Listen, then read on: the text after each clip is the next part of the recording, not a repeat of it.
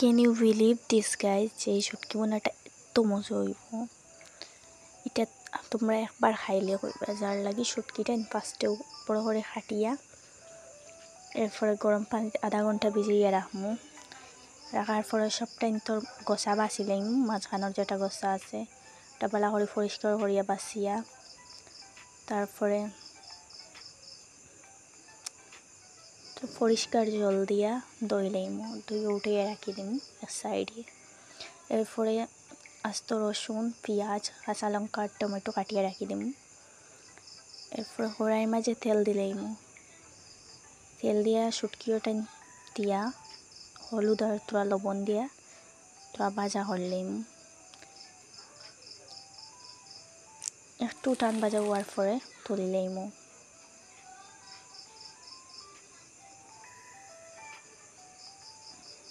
তারপরে ও তেলের মাঝে কুচানো পেঁয়াজ আর তোরা আরও গ্রেট করা পেঁয়াজ রসুন দিলাইমু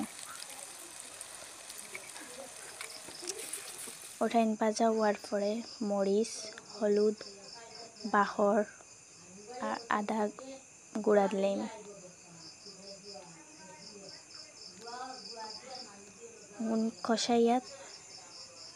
কষানি হওয়ার পরে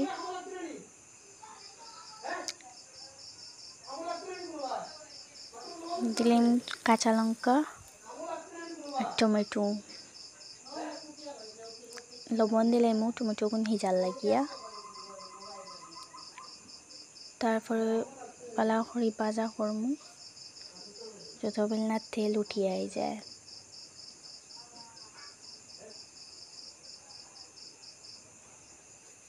তারপরে পানি দিলাইমু